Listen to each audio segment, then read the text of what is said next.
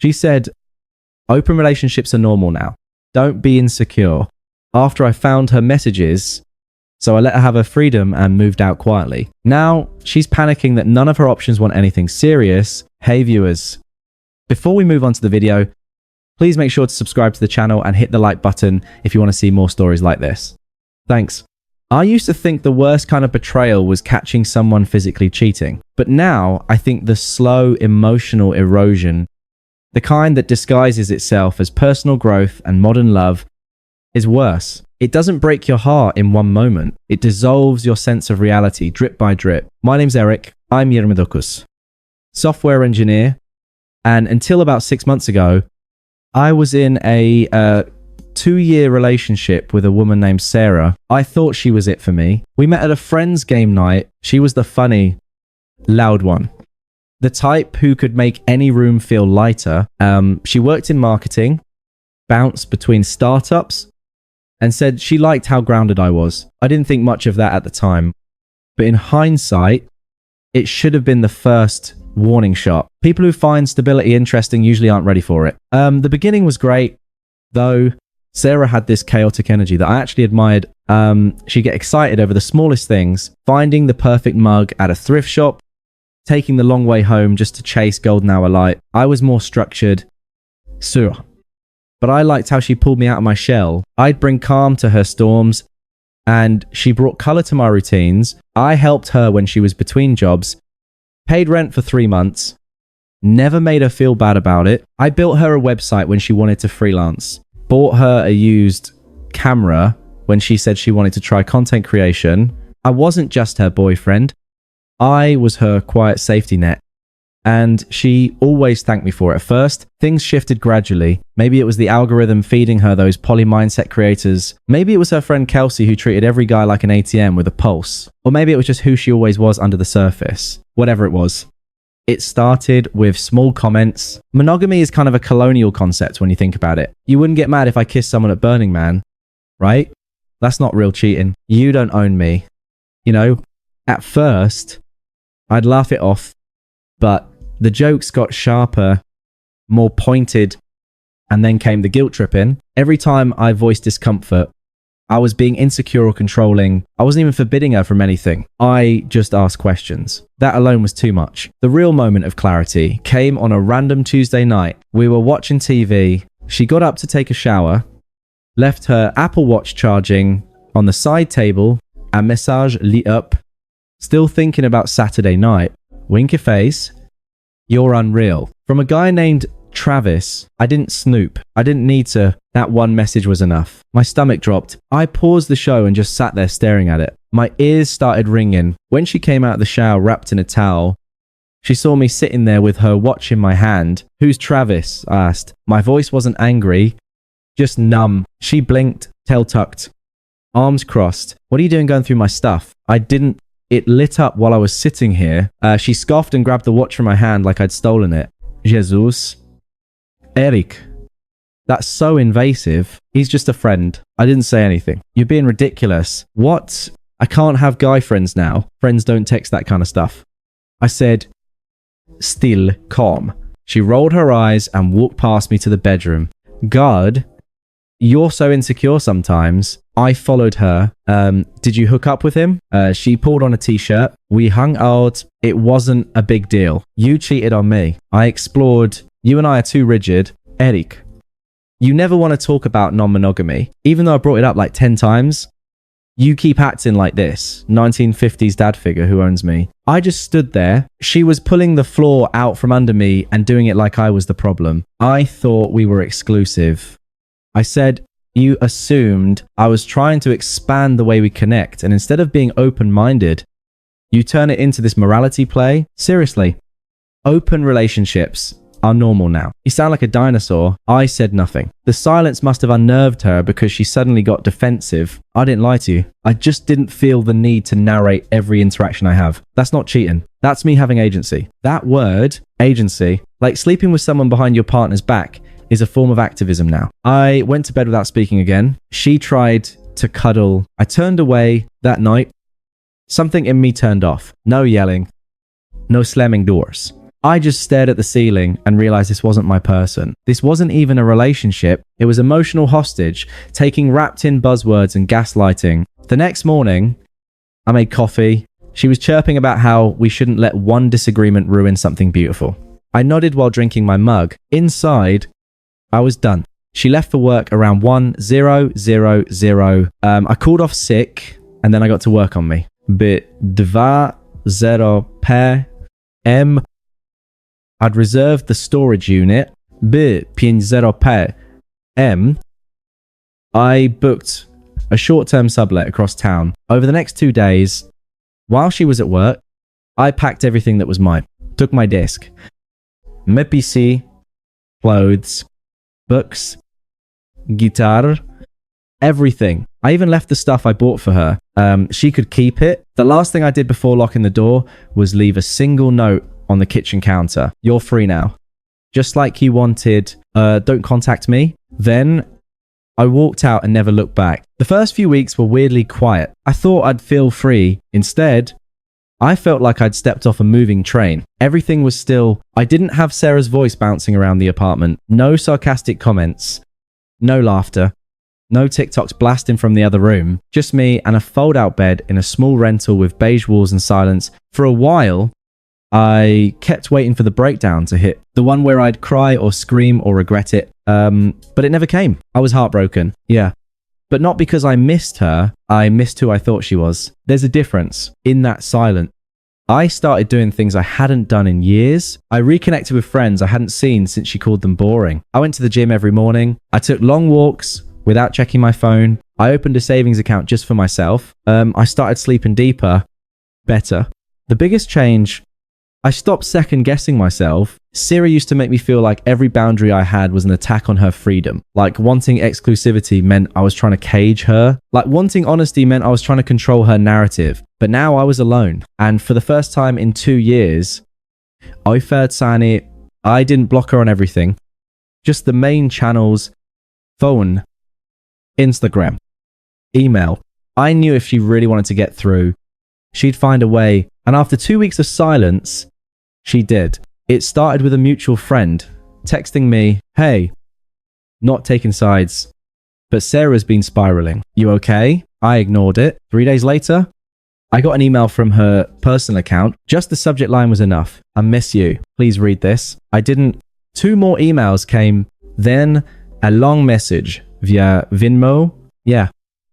She literally sent $1 with a note. "I hate how things ended. Can we talk?" I refunded it without replying. That's when the tone shifted. A week after the Venmo stunt, I got a call from an unknown number. I didn't answer. Then a text came in. "Hey, it's Sarah's friend Tasha. She's not doing great. She really just wants closure. Could you meet her? Even just once." Closure? Funny how people want closure when they realize the door actually locked behind them. I didn't respond, but the update started trickling in, not from Sarah, but from the world we used to share. A guy from our old friend group messaged me randomly. "Dude, Travis, the guy she messed around with, total clown. She went all in and he ghosted her after a week." Another message, a few days later from someone I barely knew. "Not sure if you care, but Sarah's blowing up her friend group. Everyone's kind of over her drama." I didn't reply to any of them, but I won't lie. Reading those messages felt validating. Apparently, after I left, she tried turning the tables, told everyone I was emotionally repressive, that I abandoned her because I couldn't handle a strong woman with options. But the thing is, people saw right through it, especially when she started crying on Instagram about men being trash while thirst trapping in the same post. Her follower count dipped. Her group chats went quiet. Travis never became her boyfriend. He told people she was too intense. The other guy she lined up all fizzled. One of them had a girlfriend and just wanted a fling. Another one never showed up for the date. She went from being liberated and exploring to accidentally single and confused in under a month. That's when the desperation really kicked in. One evening, I walked into my building's lobby, and there she was, Sarah, standing by the elevator in a hoodie, arms crossed, like she hadn't blown up. Our entire relationship just 6 weeks earlier. She looked smaller somehow, less confident, or maybe I was just seeing clearly. Now, "Hey," she said, I didn't say anything. I didn't know how else to get through to you. You blocked me everywhere. I did. She hesitated. I didn't expect you to disappear like that. I raised an eyebrow. You told me open relationships were normal. I gave you what you wanted. Freedom. She flinched a little. I was wrong. Okay. I was trying to figure myself out. I didn't mean to hurt you. You weren't figuring anything out. You were stringing me along while you chased attention. That's not fair. She snapped, but her voice cracked. No. I said, calm as ever. What wasn't fair was asking for loyalty while planning your exits. She looked down. I miss you. She whispered, everything's so empty now. I nodded. Yeah. That happens when you burn bridges before you know how to swim. She looked like she might cry. I didn't care. You don't even want to hear me out. She asked, I did hear you out that night. You said I was controlling, insecure, and outdated. That was the last conversation we needed to have. She stared at me like she didn't recognize me. Maybe she didn't. Maybe for the first time, she was seeing me not as the quiet guy who'd do anything to keep her happy, but as someone who finally realized he deserved better. You're really not coming back, are you? No. I said, and you're not either. Then I walked past her, hit the elevator button, and didn't look back. After that lobby encounter, I expected her to take the hint. She didn't. A week later, my email inbox blew up again. Not just from Sarah, from her mother. Yep. Her actual mum emailed me. Subject line, Sarah is hurting. Please don't abandon her when she needs you most. As if I hadn't already watched her throw our relationship off a cliff, light it on fire, and live stream the fall. The email was a guilt trip disguised as concern. Long paragraphs about how Sarah has always struggled with relationships, how I was the first stable influence in her life, and how a strong man doesn't walk away when a woman is confused. I didn't respond. I archived it like spam. Then came her sister, Jenny, texted me out of nowhere. I know she messed up, but you guys had something real. She cries every night. I blocked the number. A few days later, I found a handwritten letter in my building's mailbox. No stamp, just folded paper.